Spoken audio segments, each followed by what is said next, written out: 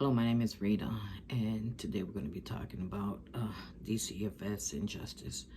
It all started on November the 11th, 2022, where my daughter got arrested, and unfortunately, she's still in jail. But this is the outcome of asking DCFS for help. First, it started off, though, the aunts were taking care of the 3-year-old and the 10-year-old. And I've had the 13-year-old since he was a baby. Now, mind you, I've always let the father be a part of his son's life. He always had the weekends with him, and I never asked him for anything. I never asked my daughter for anything. I supported this child on my own, and it was okay because it was out of love, and I gave him the best that I could. He was going to 2 schools, a scholarship school where at 4th grade he started, and his college was being paid for. He was attending 5 weeks in the summer, and he also went to his regular school, which he was like an honor student because I made sure he made it to school every day. Never had a problem with him at all. Been going to the same school since he was in 1st grade. And I chose that school because it's a very good school. Now, on April 10th, the 3-year-old and the 10-year-old were kicked out from the place that they were at with an aunt. And in that one day, I had to pack my stuff from the home that I was living at to make changes and take the kids to a place where I'd be able to take care of them or try to find some type of help with them because I knew it was too much on me from the beginning. The two had a whole different product of upcoming. The 13-year-old was with me all these years, so he was set in his own ways, and I was used to him already. He was like a son of my own. Now, on April 10th, these kids were kicked out, the 3-year-old and the 10-year-old. And like I said, I had to move. I had to pack my stuff and leave. And I went to my son's house. Lucky he had the door open for me and knew what I was going through. Well, I knew it became a little too much because the 3-year-old had this way of screaming and hollering. And it was a little too much for me. I mean, it was hard to break that cycle he had already. And I was scared of the 10-year-old due to the fact of the habits that he had, which were not good, okay? I was scared in a way of ever getting into trouble due to the fact that if he didn't get his way, he would make everybody's life impossible. And that's a chance I didn't want to take. Now, on May 7th, I decided to call for help from DCFS. I was assigned a caseworker on May 8th, and she came down to see me, and unfortunately, she couldn't stay with me due to the fact that she was from a different area. She thought I was still staying at the old house I was at for the last 18 years. But because of this whole situation, I had to up and leave, pack my stuff in order to take care of these kids. Meanwhile, now on May 10th, I was assigned a different caseworker, which it seemed like that turned my whole life upside down. Now, when I asked for help, I asked for the help for the 3-year-old and the 10-year-old in trying to keep them together with somebody that would be able to take care of both of them because I knew I couldn't do it. My health issues were going bad. I was getting anxiety. I was getting stressed out, and that's a little too much for me. I mean, I've been through so much in my life that when I made changes in my life, it was for the better and to try to stay in good health. But anyways, on the 10th, they came to pick up the 3-year-old and the 10-year-old. And they were practically begging me to stay with them, but I knew I couldn't. Not because I didn't love them. It's because I knew I couldn't. Now, out of anger, my daughter, whom I spoke to the day before they picked up the 3-year-old and the 10-year-old, my daughter decided to add the 13-year-old in on there. And when DCFS started asking me about my 13-year-old, I told them, what does he have to do with it if he's not involved in it?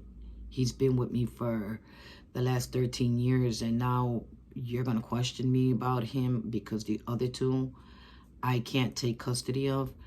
Now, mind you, throughout these years, I'm the one that took my grandson, the 13-year-old, to the doctors, to the dentist, gave him the best schooling there is. He wasn't a child that's out in the street or ever disrespected or talked back or never had bad grades. This is an AB student. That one day, on May 10th, his whole life was turned around. Once my daughter involved him, DCFS picked him up from school. Now, mind you, the father that I've been letting him see all these years and never kept him apart from him, decided or feels like he's in control now, which is okay, you know, because I look at things this way. He's going to grow up and he's going to remember many things. And like I tell him, keep faith. And you know what? We're going to be heard one day. And I'm doing this for him. Now, I got a call back after I fought about why did they involve the 13-year-old if he had nothing to do with it. And then I told them that I have proof that I've had guardianship from him. From, you know, the mother. I mean, everybody knew that he's been with me for many years, okay? I had all the proof from the doctors, the dentist, eye doctor, schools. They all wrote letters. People in the neighborhood all wrote letters in my support and wondering how could DCFS do something like that.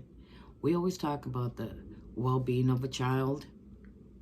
How could you just turn this child's life upside down from one day to the next? Okay, my mistake was that I never took legal guardianship of him. I raised him on my own without any support from anybody. And that's okay. Like I said, it was all out of love. Now, after I told DCFS, the supervisor, that I have proof that that child has been with me all these years, she asked to have a mediation. And what was it? On May 19th, we went to a mediation, which was the father, the biological father, me, the supervisor, and a caseworker. Well, my grandson was supposed to be there, but they didn't have him there. The terms were to let the father see me whenever the child wanted to never keep him apart from me. Until this day, I have not seen my grandson. There's little things that I know due to the fact that it's called communication. He's known my telephone number since he started going to pre-K. My telephone number has never changed. So no matter how hard somebody tries to keep this child from me, he's always going to know where I'm at. He's always going to know my phone number because I will never change it. And one thing that they forgot also is that this child will hit 17, 18 years old. The father will never be able to keep him away from me. The system will never be able to keep him away from me. And And it's basically the father right now. Because if anything, the system, like we said, there was a mediation. He was supposed to allow that child to see me. He didn't. But DCFS, no matter what, did an informal investigation. You try to judge me on my past when my life has been turned all the way around. I literally changed my whole life around. It's been over 25 years. If you constantly judge a person by their past, they sit in that past. They wallow in that past. And I'm one to refuse to sit in that past. Okay? This is why I never let the system, I never let anyone tell me what my future was going to hold for me. I'm doing really good now. And I can say I raised that child very well. Well-mannered, good education. But because of all this, all that has been taken from him. His father can't take him to school. His scholarship is gone because he couldn't take him to the other school. And to this day, this child has not seen the doctors, the dentist. And I know because I get the text messages from the doctors and the dentist telling me that he's missed appointments, that he is overdue. So DCFS, answer me a question. You call that for the well-being of a child? Do you really think that's justice? You know, there's a lot of grandmothers out here that are raising their grandkids right now. But to all the grandparents that are raising their grandkids out there, you might as well move paperwork now, because at the end of the day, DCFS can come in and do what they want. They're not thinking about that child, because if they were, they really would have checked into everything. When I asked to see the judge the day that they all went to court, they didn't tell me the time, and they told me I couldn't go. Why? If I've raised this child since he was a baby, why wasn't I a part of it? Because you made that choice. You took 13 years from this boy, and thinking that you did right. No, you didn't. I went through a lot of hurt, pain. I almost fell into depression. But I'm a fighter. And I'm going to put this out there, because this is something that people need to know. This is a fight, and I know my voice will be heard. And I want my grandchild to know that I never gave up. I never stopped loving the 3-year-old and the 10-year-old. I just couldn't do it, and I know I couldn't do it. So why is it okay for you to turn these kids' life upside down also? The 3-year-old was placed with the father that I've known has put his child on Facebook as thinking it's cute, representing, doing things he's not supposed to be doing. And the 10-year-old got moved out of state. He's no longer in Illinois. And he got placed with the same people that kicked him out. You call that justice, huh? You know what? I still plan on making movement. I still will get a lawyer. I still will go to legal aid, because I know someone's going to hear me out. I'm not the only one going through this. I hear so many stories. And you know what? Knowing this child is going through what he's going through right now, it kills me. But I have to stay strong for him. And I don't plan on giving up until I see him again. And I know I will see him again.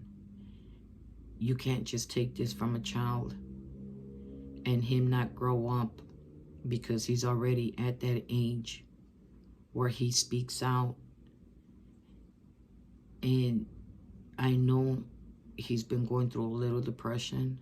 I know he's been hurt because his father won't let him see me. And that's his father's choice. But his father better remember also that I gave you all these years to see your son. I've always kept you a part of his life. And what you're doing, you also reap what you sow. You will also have to deal with, maybe one day he's going to hold so much anger because of what you're doing right now. And you know what? You can't blame nobody but yourself. I may have been who I may have been back in the years. And you know what? Hey, I dealt with my consequences. And if it wasn't for the person I am, to never give up and never let people determine my future or my life, I probably would have been sitting in the same predicament or same lifestyle. But no, I changed for me to live. And my plans are to continue to live till I see this child again. You can take whatever you want from me. And you can do whatever you want to me. But when you're hurting a child and you're putting him through this, there's no words for it. There's no words for it. All I can say is you reap what you sow. And that's something, the outcome of it later on when he's grown, that's something you're going to have to deal with. Because I've never hurt you. I never got hurt from DCFS. And DCFS, it not only has done this to me, has done it to plenty of people, placing them in the wrong homes, kids putting into sexual abuse. I read the stories. I've seen people come out of DCFS. And the stories that they have told me,